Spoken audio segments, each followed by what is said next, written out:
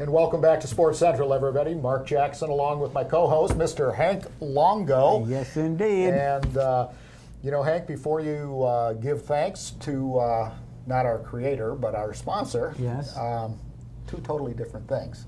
Have you started training yet for skiing? Yes, I have. Have you? Yeah. I haven't. Yeah, it's trying to get things going quick enough. I train out when I get out in the morning. Sounded like you trained really good last night with that diet that you're working on. The ice cream, the chocolate, the potato chips, and a little. I like it. That'll get you up and going. I don't vary more than 5 pounds. I haven't for 20 years. You're lucky. I do. I just and that's why I've got to and when I want it and get up and work out enough. So if you're active, it's like you. You're active enough. Do what you want to do. Still gets hard for me, but that's what training's all about. And we want to thank our sponsor, Contempo Vacation Homes, for sponsoring our second segment of Sports Central. And we're with a guest that if this fella can't get you in shape, nobody can. Well, if you're on his team, if you're not in shape, you're not on the team. It's that well, simple. you're a lot of things. Actually, coaching Weber University for 6 years now, and some pretty impressive credentials. He's not a stranger to Sports Central. We've had him on before to talk about track and field, to talk about triathlons. It's a great program, a world-class program. I won't hold back because it certainly is. Peter, Dr. Peter, we can just call him Peter, but you can call him whatever you want. But Dr. Peter Ormsby, absolutely. Thanks for coming out. Thanks for having me on. I was just on campus last week. I think I was gone. Yeah, it was a nice little visit with your athletic director, Bill Heath, and showed me around and some plans for a new football stadium. Fingers are crossed. Well, we're hoping so. That's some big plans down there from a great university. So thanks so much for joining us. Thanks for having me. You bet. Well, you've got track going on and you have triathlons going on, but as before we get into this, it's amazing the education that you've gotten leading up to your coaching and all that, and with your bachelor's in psychology and that, and then you got your doctorate. How important has that played in your role with helping these athletes? Because that's, you get into the thinking of the minds, you get away from the physical and into the mental with the psychology part, which is pretty interesting to me. You kind of trick them. You don't want to be Dr. Ormsby 24/7. You kind of have to slide it in when they don't really notice what you're doing. Yeah. So it's little tricks that you're still getting what you want out of them, and then once you get to know the athletes, that's when you know what to do with them and how to do it and how much to do. Motivation, a big deal for for all athletes, and I think we saw a great example of motivation this year in the NFL with Adrian Peterson, and a guy that a year ago in December blew his knee out, undergoes surgery, but comes back with a vengeance. Now one of 7 running backs that have achieved the 2,000-yard mark. Motivation in triathlon is critically important, but it's also critically important in track and field. Is there a difference in the way you motivate in the two sports? And if so, if not, why not? A lot of it comes intrinsically. It's like they're going to go to school and do it for the love of the sport. Scholarship helps out a little bit, but it goes only so far. Okay. So you've got to maximize the intrinsic motivation that they have for the sport and their goals and motivation to improve. Regardless of the sport, whether it's water skiing or track and field or triathlon, it's got to come from within. It can't come from an external source. It'd be nice. I wouldn't mind getting a couple $1 million to participate in track and try, but it's got to come from within, and you just got to kind of cultivate it on a daily basis. Athletes go through cycles just like businesses do. You have troughs, you have peaks. How do you bring them up from the trough? During every cycle, whether it's a training cycle, there's a downtime. Typically that's after the season. That's when I don't have any contact with the athletes, and they just need to go through just a physical and mental recovery. I don't want to see them for 2 weeks.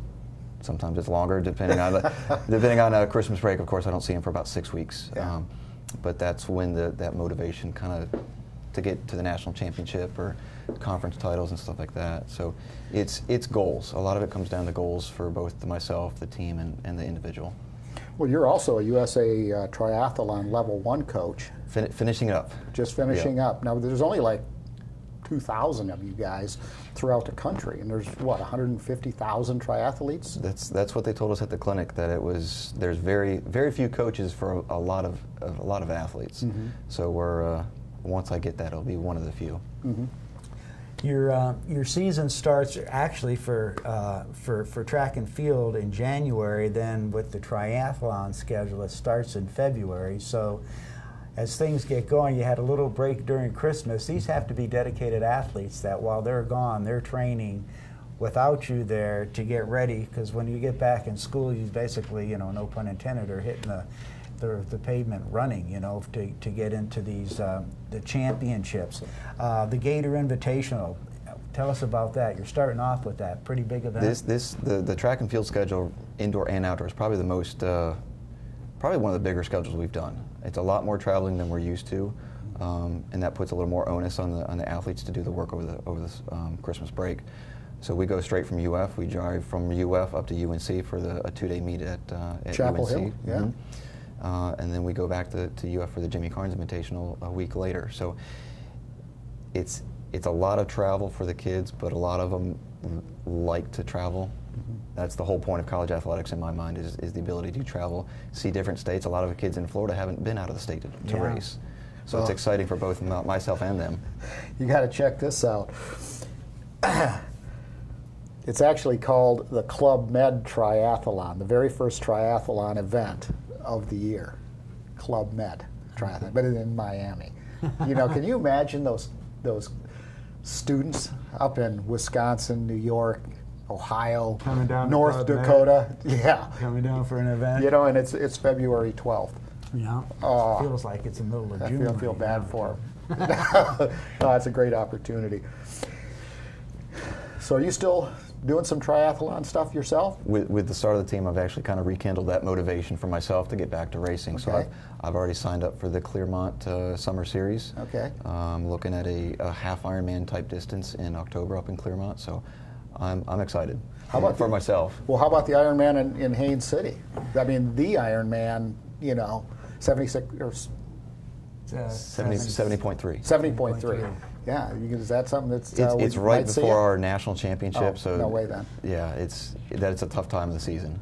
Yeah. So let's talk about your training with these kids, the track and field and the triathlon schedule. Let's kind of get into that, because I think the audience probably doesn't get as much education in triathlons as they might track and field, because it's a little more exposed, or it has been for a longer time.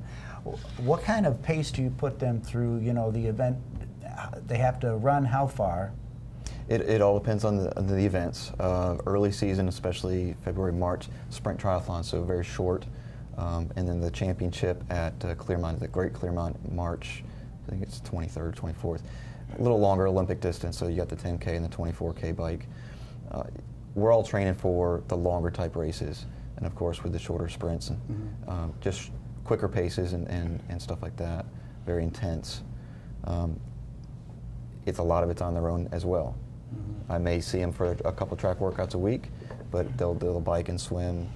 Yeah, because you're biking for quite a while. I mean, that's the most time-intensive part of the whole triathlon, because you can swim about an hour a day.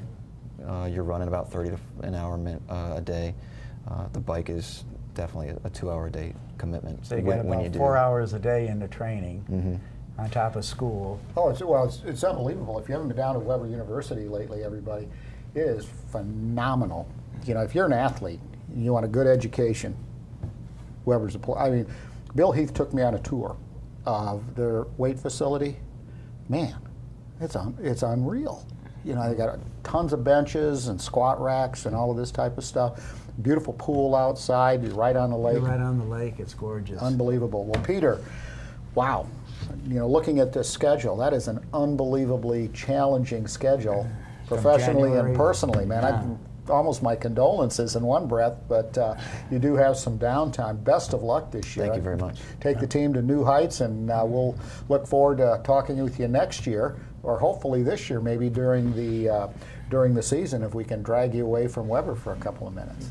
very few weekends I have available, but I will make time for you guys. All right, well, we'll carve thank something out for you. Anyway, thanks again. Appreciate you joining us today. Thank you. You bet.